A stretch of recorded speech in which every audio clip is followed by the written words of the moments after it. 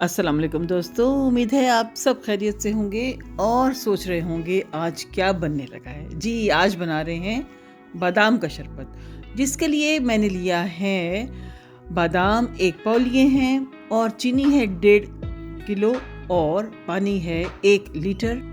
ये है बादाम का एसेंस खुशबू के लिए और इलायचियाँ खुशबू के लिए। तो आइए चलें फिर हम शुरू करते हैं। पानी में हमने 1.5 किलो चीनी डाल के चूल्हे पे रख दी है। जब तक ये शीरा बनता है हम अपना जो बादाम है 1 पाव थोड़े से पानी में डाल के ग्राइंड कर लेंगे। इनको हमने बिल्कुल बारीक करना है, बिल्कुल जैसे बालाई होती है, मुलायम और यकजान। इसको हम करते हैं जब तक ये ब्लेंड होता है। साथ साथ हम अपना शीरा भी देखते रहेंगे कि उसमें क्या तब्दीलियाँ आ रही हैं। ज़रा चीनी ज़्यादा है और पानी उससे कम है तो चीनी के लगने का भी अंदेशा होता है, इसलिए हम साथ साथ चम्मच भी चलाते चले जाएंगे। और अब मैंने इसमें इलायची डाल दी है। इलायची जितने भी दाने डालें खोल के नहीं डाली है, क्योंकि ये खुशबू के लिए ना, जितनी भी हो अच्छी लगती है। लीजिए, बादाम जो है वो बिल्कुल तैयार हो चुका है। बादाम का यानी कि जो हमने बैटर बनाया था वो ग्राइंड हो गया हुआ है।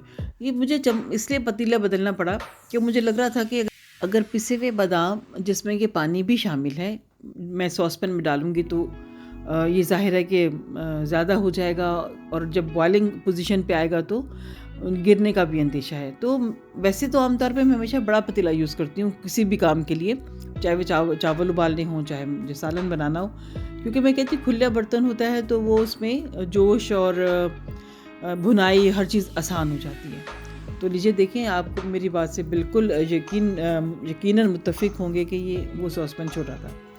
इसलिए अब इसमें बड़े आराम से ये बॉइलिंग पोजीशन हो चाहे वो नॉर्मल हो, ये मुझे इस पानी को थोड़ा कम करना है, यानी कि शरबत को गाढ़ा करना है।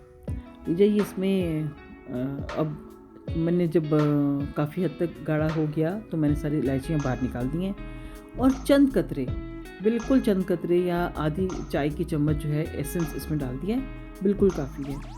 और इसको एक दफ़ा हिला के सबको अभी देख रहे हैं कि एसेंस जो है वो सबसे आखिर में डालना है।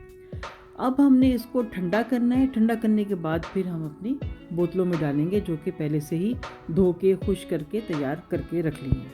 ये देखिए, इसमें मेरी ये जो बोतलें हैं, यकीनन ये लीटर की बोतल है।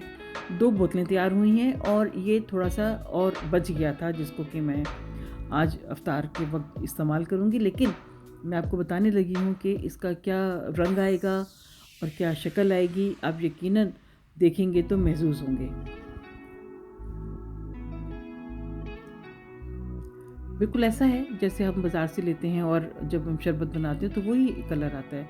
ये वो मिंट है जो मैंने कुछ दिनों पहले किचन में लगाया था, तो माशाल्लाह अब ये बाहर दे रहा है। मैंने सोचा क्यों ना इससे कलर कॉम्बिनेशंस बनाए जाएं। अब आपने मुझे बताना है मैं कितनी कामयाब रही हूँ कॉम्बिनेशंस बनाने में, बादाम का शरबत बनाने में।